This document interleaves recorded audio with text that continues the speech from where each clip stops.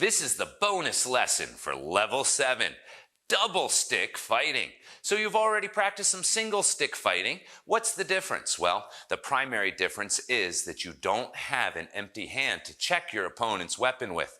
Instead, you have 2 weapons, or better yet, 1 shield and 1 sword. But they could quickly switch, and now this one is my shield, and this one is my sword. If I'm using both as swords, that's okay, but now I have no defense. If I'm using both as shields, that's okay, but now I have no offense. So you want to be able to balance these different positions. So Tan and I square off. He's got his sticks in front of him in nice guarded positions. I'm going to use my shield to bring his guard down, and now there's nothing defending this side of his body. So I use, in this case, my right hand against his right hand, and I'm going to smash that stick right back in towards him with just the effect of knocking it down. That's all I care about. I could try to target his hand. You see I did, but if I don't, that's okay. If all I target's the tip of his stick, that's fine, as long as my second shot has its clear line of attack. So now Tan goes for his attack, and when he does, I lift my shield up, and then I strike him with my sword.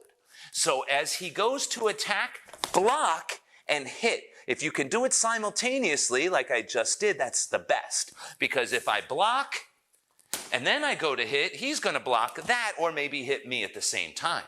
But if when he swings, I manage to block and strike at the same time, it's very difficult for him. Now, this is where your sinawali, or your twirling, can come in. So that when he strikes, I can parry his strike aside, and then I use my second strikes to hit his hand. So I'm parrying and striking with my twirl, and I'm filling the space in between us. Now, you don't want to always do that. You're going to have to switch up a little bit. Boom, there you see. I take down his guard, boom, and I strike with the other hand. Both going this way. Here's my shield. I've checked his weapons pretty effectively because he went for the high gate, and now the low gate is open. Or I could shove his weapons down to try to open the high gate. Now, you see, that's a little bit harder, right? Because the tips are up. And in order for me to bring those down, I really have to keep some cohesion. I'd probably be more successful if I swatted them down hard, wham, opening the gate so that I could attack effectively. So now Tan and I, we squared off. We're holding that range, targeting his hands just like normal with quick strikes, not always going with a predictable pattern. Might check him on the inside here, boom. And now if I'm real good, I may even be able to hoobud him. Do you notice that when as he comes in, I block, parry it over, and now I have his dead side. Could even sweep, boom, boom, try to take him down. So double stick fighting, it's a fantastic thing that you can add to your stick fighting sparring. This is a full contact double stick match that I fought in Hungary in 2014. I got lucky when my opponent lost his stick during the early seconds of the round. I kept the pressure on him because the rules say that as long as the exchange doesn't end, he doesn't get to rearm himself. So I took the opportunity to score as many points as I could before he got rearmed. During all this excitement, I made the rookie mistake of not breathing while I'm striking. When they finally broke us up, I was gasping for air.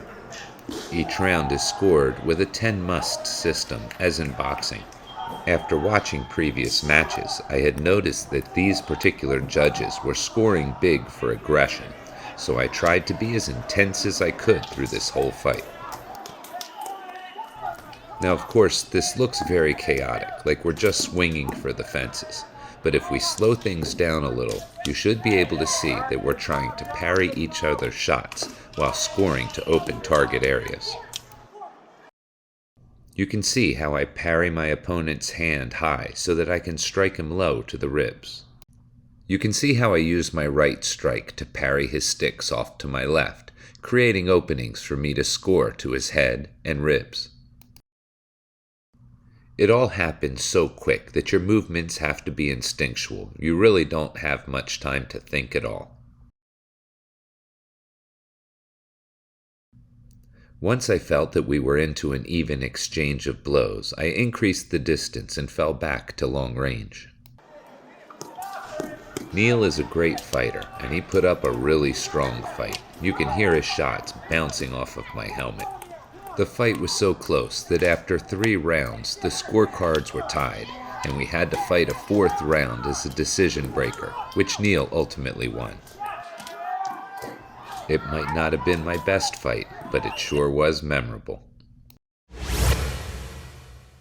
Your homework for lesson 7.6 is to practice double stick fighting, both padded and full contact, in point and continuous matches. As you double stick spar, remember, use one stick as a shield and one as a sword. Use circling footwork to nullify one of your opponent's weapons, and make use of your twirls for fast, continuous striking.